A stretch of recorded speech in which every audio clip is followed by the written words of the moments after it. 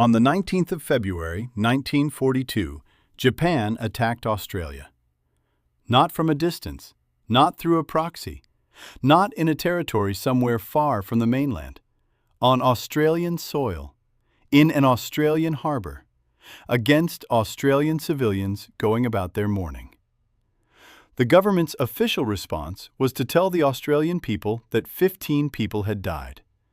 The real number was at least 250, and that was just the first attack. Japan attacked Australia 97 times. I spent months going through declassified Australian government files, low-commission transcripts, and Australian war memorial records that were kept from the public for decades to bring you this documentary. What's at stake here isn't just the memory of the men and women who died in Darwin on the 19th of February, 1942. It's the question of why the government of a country under direct attack on its own soil looked at what had just happened and decided that its own people couldn't handle the truth. Everyone knows Pearl Harbor, the 7th of December, a date that will live in infamy. The attack that brought America into the Pacific War. But here's what that version of history leaves out. 10 weeks after Pearl Harbor, the same commander, the same carriers, and more bombs hit an Australian city. And the Australian government told its own people 15 people had died. This is the story of what actually happened, and it starts here. By the 19th of February, 1942, Australia had been at war in the Pacific for exactly 70 days. 70 days. In that time, Japan had taken Rabaul, Ambon, Malaya, Singapore. 130,000 Allied soldiers had surrendered at Singapore alone, the largest capitulation in British military history. And every one of those defeats had moved the front line closer to Australian soil. Darwin knew it. Darwin, in early 1942, was not a city in any conventional sense. It was a port, a base, a logistics hub that the Allies depended on to supply their remaining forces in Timor, Java, and the outer reaches of Papua New Guinea. Everything that needed to reach the front lines in the Southwest Pacific passed through Darwin. Fuel, ammunition, food, reinforcements. Without Darwin functioning, the Allied position in the entire region became significantly harder to sustain. Japan understood this perfectly, which is why Darwin was on the target list.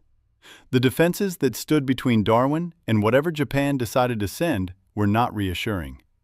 The Darwin Mobile Force had been assembled and artillery batteries positioned around the port. Engineers, anti-aircraft units, some coastal defense installations. But the critical weakness was in the air. The RAAF had no operational fighter aircraft assigned specifically to intercept bombers over Darwin.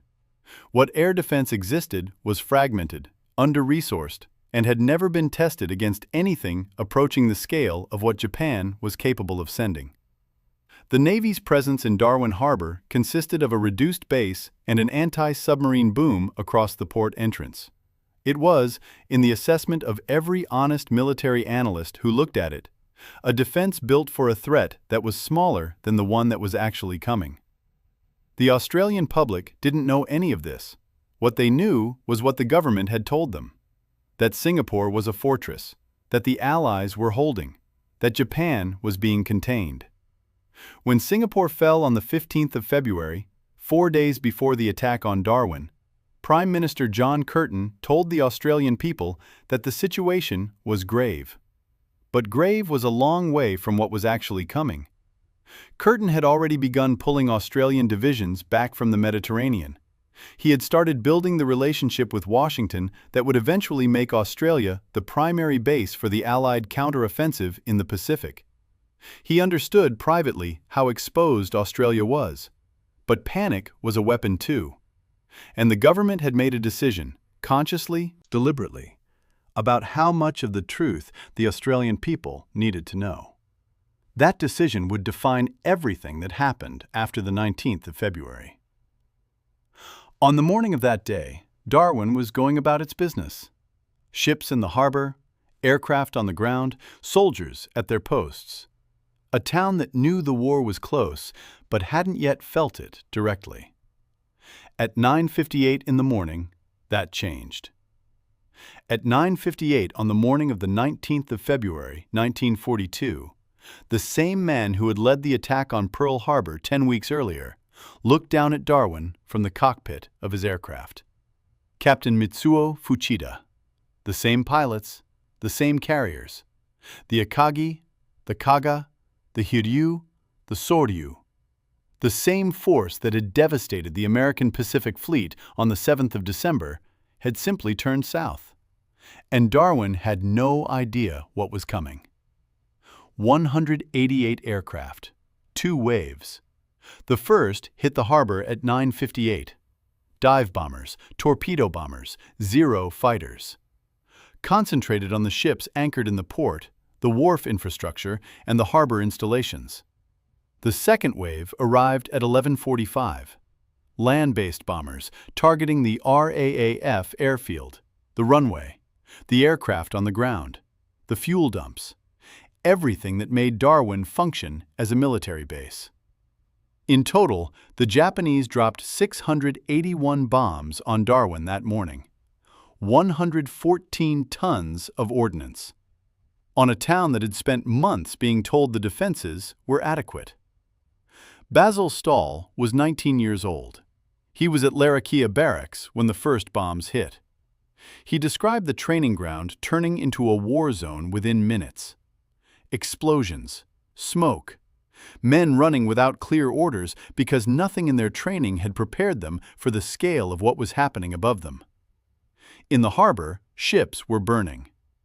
The USS Peary, an American destroyer that had escaped the Japanese assault on the Philippines, was hit repeatedly and sank with most of her crew. Other vessels caught fire at their moorings. The smoke from the burning ships rose high enough to be seen from miles inland. Harry McCready, who helped with rescue operations in the harbor that day, spoke years later of bodies in the water and a harbor that had been transformed from a functioning port into a graveyard in under 2 hours. When the aircraft turned north and disappeared, the damage assessment began. More than 20 Allied vessels sunk or damaged, 23 aircraft destroyed or rendered inoperable on the ground. The wharf, the port facilities, the RAAF airfield, all significantly damaged. And the dead. The official figure released to the Australian public in the days that followed was carefully chosen. Minimal, manageable, a number that suggested a serious attack but not a catastrophic one. The real figure, confirmed by later historical research, was between 250 and 262 killed, approximately 300 to 400 wounded, and some witnesses who helped with the recovery operation in the harbor that day gave informal estimates significantly higher than anything the government ever acknowledged. For context, and this context matters enormously, the attack on Darwin was larger than the attack on Pearl Harbor in one specific and measurable way. 681 bombs dropped on Darwin, 457 bombs and torpedoes at Pearl Harbor, the same commander, many of the same aircraft, the same carriers. Fuchida had studied what worked at Pearl Harbor and refined it for Darwin. Better wave coordination, more focused targeting, fewer operational errors. The death toll at Pearl Harbor was higher, more than 2,400, because the Americans had larger warships in the harbor. The USS Arizona alone accounted for nearly half those deaths when her ammunition magazines detonated. Darwin had smaller vessels, but the attack itself, in terms of aircraft deployed, bombs dropped, and military infrastructure destroyed, was comparable to Pearl Harbor in scale. In some measures, it was larger. Pearl Harbor is one of the most documented events of the Second World War. Every American schoolchild knows the date, the 7th of December, a date that will live in infamy. Ask the same question about the 19th of February. Most people outside Australia can't answer it. And the reason for that gap between what happened and what the world was told was decided in the hours immediately after the last Japanese aircraft turned north. In a government office, by people who had already decided that the Australian public didn't need to know the full truth. Within hours of the last Japanese aircraft turning north, the Australian government had a decision to make. Not about how to respond militarily, about what to tell the Australian people. And the number they chose was this: 15. 15 dead. 15. In a harbor where ships were still burning, where bodies were still being pulled from the water, where the wharf, the airfield, and the port facilities had been reduced to rubble by 681 Japanese bombs dropped by the same force that had devastated Pearl Harbor 10 weeks earlier. 15. That was the figure the Minister for Air, Arthur Drakeford, gave to the Australian public in the immediate aftermath of the attack. Later revised to 19. The actual number, confirmed by the Lowe Commission, the government's own inquiry, was between 243 and 250. The gap between 19 and 250 is not an administrative error. It is a decision. Prime Minister John Curtin was in hospital when the attack happened. His statement, delivered from his sickbed, described the attack as very grave, considerable material damage. No precise figures. No detail about the chaos on the ground. No mention of the alarms that hadn't worked. No acknowledgement of the panic that had spread through Darwin in the hours after the bombing, the looting, the collapse of local authority, the soldiers and civilians who had fled south into the bush rather than staying at their posts. Very grave. Considerable material damage. And then silence on the specifics. The government had tools for this. The National Security Act gave the Australian Wartime Administration broad powers to restrict what could be published. Censorship was legal. It was standard practice across all Allied governments during the war. But there is a difference between censoring information that could give the enemy a tactical advantage and censoring information specifically to prevent your own population from understanding what had just happened on their own soil. The Australian government did both. Details that might assist Japanese intelligence, the precise state of Darwin's defenses, the actual vulnerability of the northern approaches, those were legitimately restricted. But the casualty figures were restricted for a different reason. The government feared that knowing the true scale of the attack would destroy morale in southern Australia. That Australians in Melbourne and Sydney, reading that 250 people had died in Darwin under a raid comparable to Pearl Harbor, would panic. That the image of an orderly, controlled military response would collapse if the public learned about the alarms that hadn't sounded, the chaos in the harbor, the men who had run. So they kept the number low, and they classified the Lowe Commission report. Justice Lowe's inquiry was ordered by Curtin in March 1942, less than a month after the attack. Lowe and his team gathered testimony, reviewed the evidence, produced a detailed account of what had actually happened on the 19th of February. The report put the death toll at 243 to 250. It documented the failures, the inadequate warning systems, the breakdown in command in the immediate aftermath of the bombing. And it was classified, not published, not shared with the Australian public, filed away, for decades. The result was predictable. Australians who had been in Darwin on the 19th of February knew what they had seen. They knew the harbor had been full of burning ships and bodies. They knew the number 19 was wrong. And they came home after the war and told people what they had seen. But the official record said something different. And for decades, the gap between what survivors described and what the government had acknowledged created exactly the impression that the censorship was supposed to prevent. Not confidence, suspicion. The feeling that the government had looked at what happened in Darwin and decided that the Australian people couldn't handle the truth. That feeling persisted for decades, because it was correct. But Darwin was not the only place Japan hit Australian soil, not by a long way. And the scale of what was kept from the Australian public goes significantly beyond one attack on one harbour on one morning in February 1942. Darwin was not the only Australian city Japan attacked. It was the first, and the most devastating. But between the 19th of February 1942 and November 1943, Japanese forces attacked Australian targets 97 times. That number is not in any school curriculum outside the Northern Territory. Most Australians don't know it. Almost nobody outside Australia has ever heard it. The list of places Japan hit on Australian soil reads like a geography lesson the country decided to forget. Darwin, 64 times. 64 separate attacks on the same city over 21 months. Catherine, in the Northern Territory, bombed. Broome, on the remote northwest coast of Western Australia, attacked on the 3rd of March, 1942, 12 days after Darwin. Wyndham, Derby, Port Hedland, all hit. In Queensland, Townsville, Mossman, Horn Island in the Torres Strait. And then something that sits in a different category entirely. Sydney Harbour. On the 31st of May, 1942, Japanese midget submarines entered Sydney Harbour and fired on Allied vessels. Newcastle, Australia's second-largest city at the time, was shelled by a Japanese submarine. On the Australian mainland.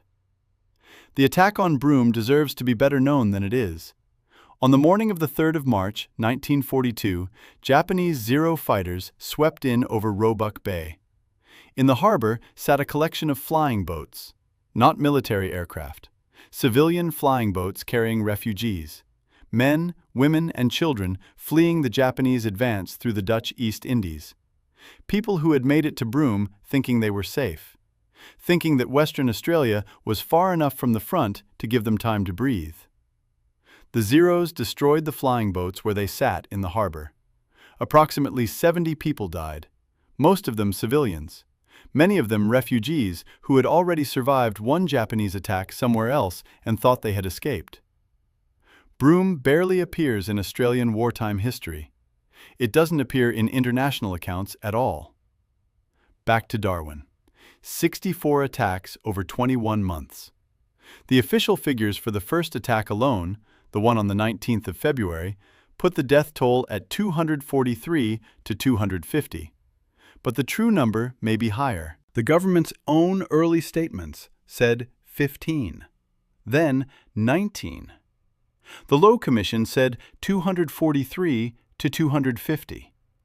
Later historical research suggests the figure may be between 250 and 320.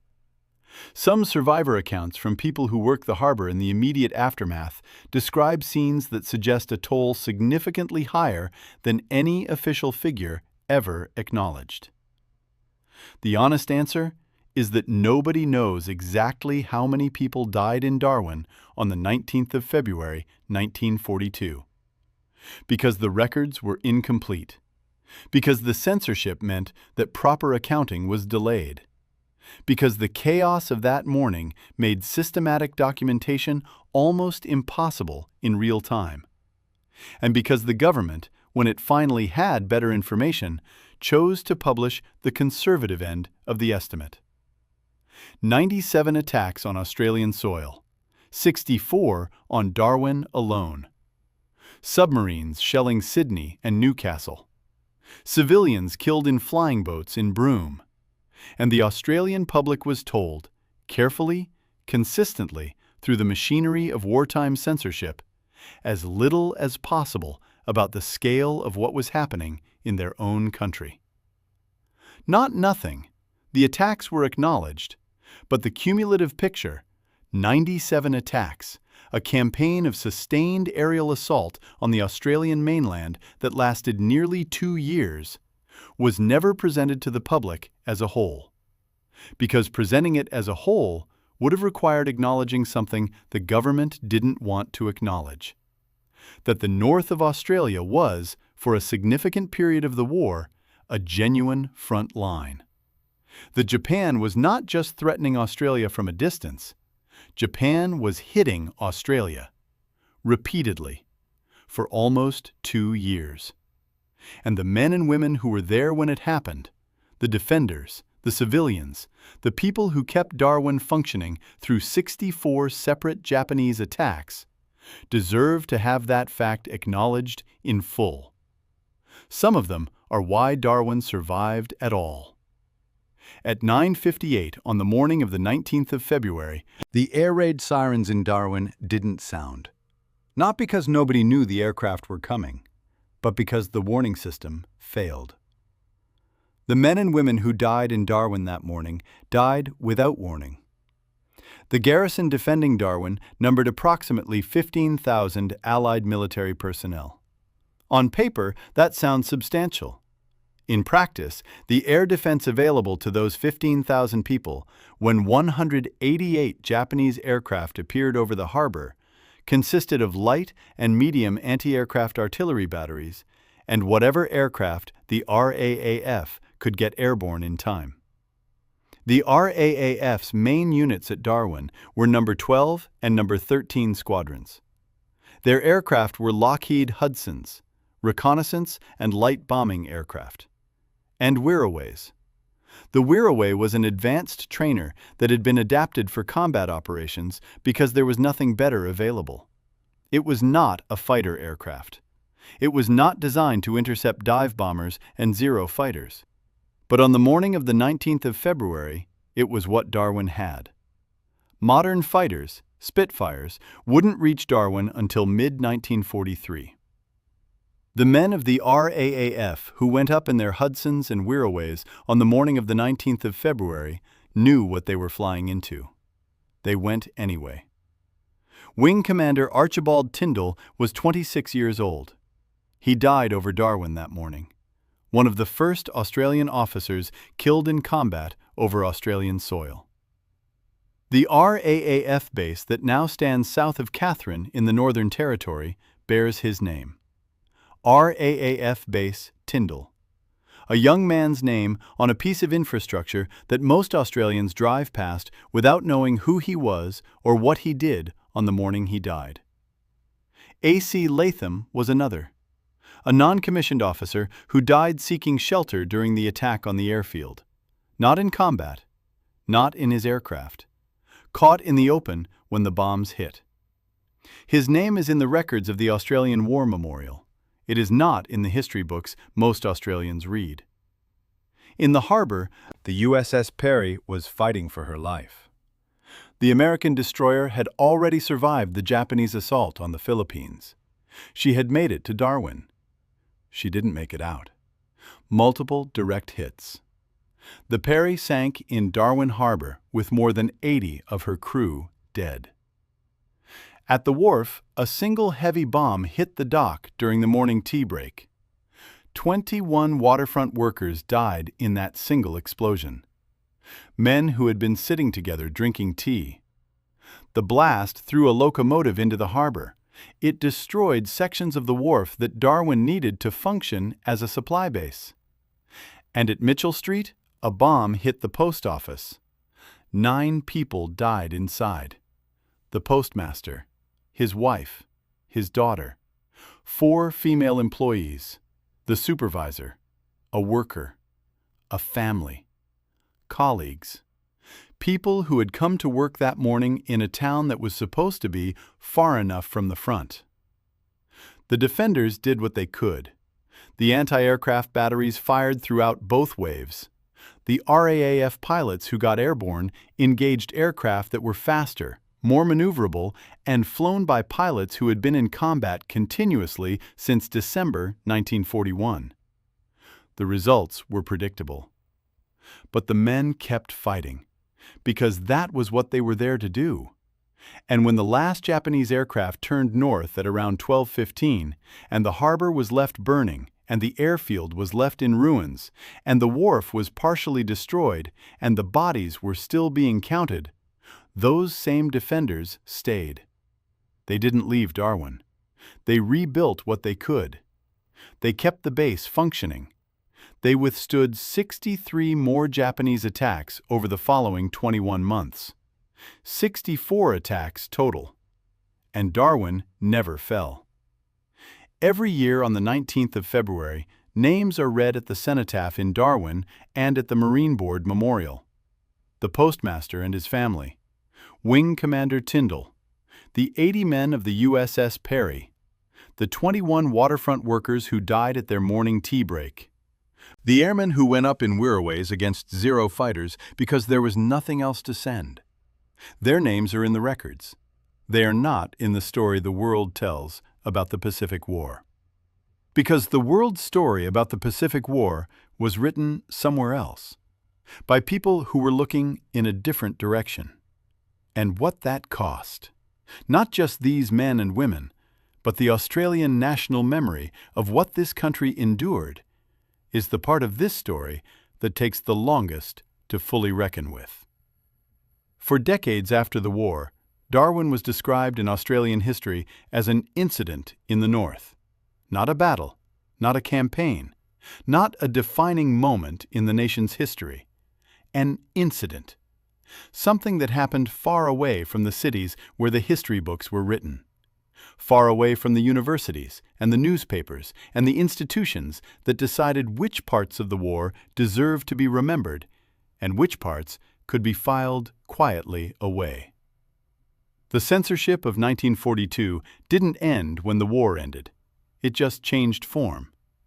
The classified files began opening in the 1970s, more in the 1990s, more again in the 2000s. Each release added detail to the picture that the Low Commission had assembled in 1942 and then locked away.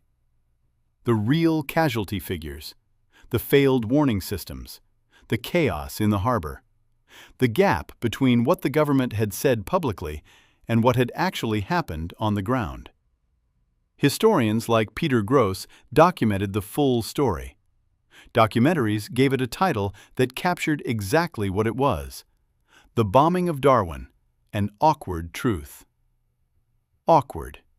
Because acknowledging it fully required acknowledging that the government had minimized a catastrophe on Australian soil. That the censorship had been about protecting the government's image as much as protecting military intelligence. That for decades, the families of the people who died in Darwin had been living with an official account that didn't match what their fathers and brothers and colleagues had described coming home. The comparison with Pearl Harbor matters, not to diminish Pearl Harbor, but to understand what the scale of Darwin actually was. Same commander, same carriers, same aircraft. More bombs dropped on Darwin than in the entire first wave at Pearl Harbor. Pearl Harbor is one of the most documented events of the 20th century. Every American schoolchild knows the date, the 7th of December, 1941, a date that will live in infamy. The 19th of February, 1942, ask someone outside Australia, almost nobody can tell you what happened. Because Pearl Harbor had Hollywood. Pearl Harbor had Washington. Pearl Harbor had the full weight of American institutional memory applied to it for 80 years. Darwin had the Low Commission, classified, filed away, opened piece by piece over 50 years. The difference is not in what happened. The difference is in who controlled the story afterwards. On the 19th of February each year, sirens sound in Darwin at 9:58 in the morning, the exact time the first Japanese bombs hit the harbor in 1942. At the Darwin cenotaph on the Esplanade, names are read: Wing Commander Tyndall, the crew of the USS Peary, the postmaster and his family, the 21 waterfront workers, the airmen, the civilians, the people whose names the government couldn't be troubled to count accurately in the immediate aftermath because they were too busy managing the public message. The bombing of Darwin Day was formally declared in 2011 by the Governor General, 69 years after the attack. The Darwin Military Museum holds the records. The Australian War Memorial holds the records.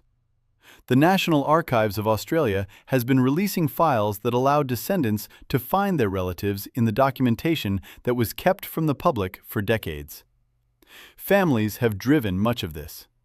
The people who grew up hearing their fathers describe a harbor full of bodies and a government that said 15 dead, who spent decades trying to reconcile the two accounts, who placed plaques, who insisted on names being read at ceremonies, who pushed for the USS Peary's wreck to be properly acknowledged as a war grave. The recognition that exists today exists largely because individuals refuse to let the distance between the official account and the truth stand unchallenged. There is one thing that the 19th of February 1942 proved beyond any argument. Japan was not attacking Australia from a distance. Japan was hitting Australian soil, Australian civilians, Australian military personnel on their own ground. 97 times over 21 months. And the story the Australian government chose to tell its own people about that?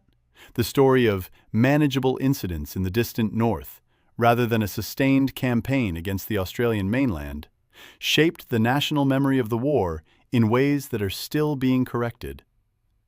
Darwin was not an incident in the north.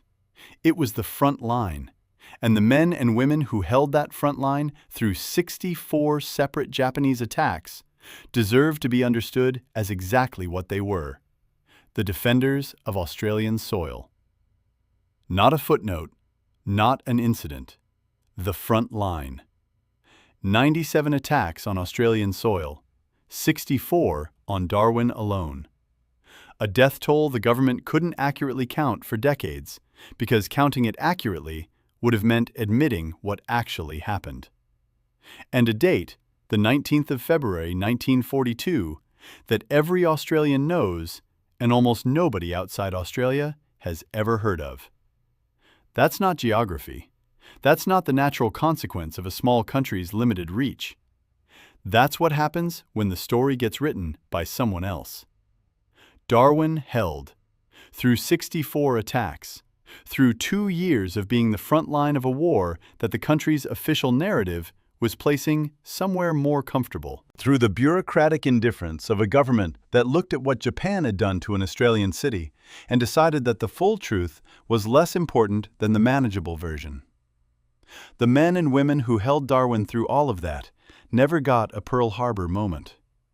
No president standing before Congress declaring a date that will live in infamy. No Hollywood film. No place in the story the world tells about the Pacific War.